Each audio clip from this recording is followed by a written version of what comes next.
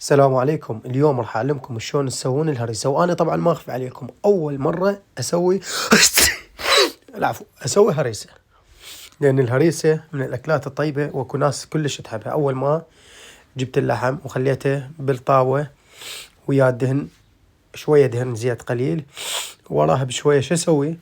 أضيف عليه الحبية اللي هو الحنطة. ضفت عليه الحنطة، أبدي أخلطه بهذا الشكل، أخلطه.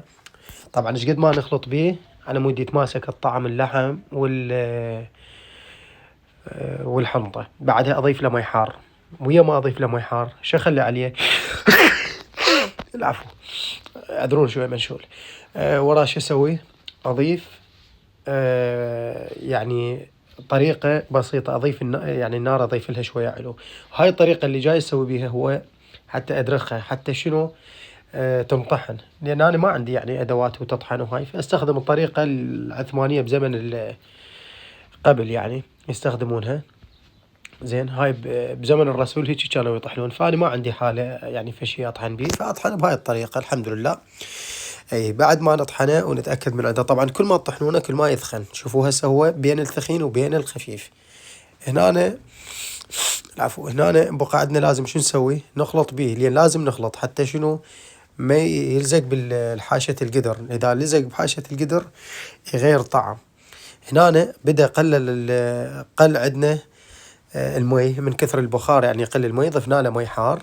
طبعا تضيفوا له مي حار على حسب الاحتياج. هنا شوفوه ثخن عندنا وصار شنو صار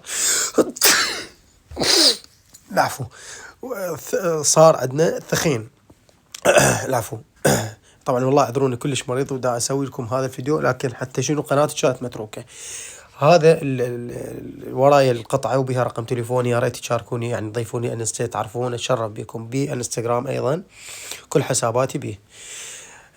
هنا لازم نذوقه، واول فقره اللي هي نسويها شنو؟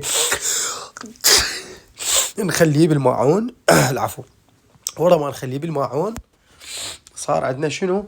اكل راقي كلش، يعني هسه مو خلينا بالماعون. شوفوا شكله شلون، صلوات على محمد. طبعا سهمكم العافية. أنا من زمان ما منزل طبخات، فحبيت اليوم أنزل طبخات. هاي حطيت له دارسين، حطيت له شكر، أنا أحبه شوية شكرة يعني شوية حلا أحبه حالي أكثر. وهذا دهن الحر، طبعا دهن الحر الأصل يعني فول. تمام. أنا محتواي قبل كنت أنزل هنا باليوتيوب، يعني أنزل أشكال والوان، لكن الآن دا أنزل بعض الأشياء المتنوعة. طبعا الأكل كلش طيب. سهمكم العافية، ويا ريت تذكروا لي شنو أكثر شيء عجبكم بالتعليقات، تذكروا لي إياه من هذا الفيديو. سهمكم العافية، في أمان الله.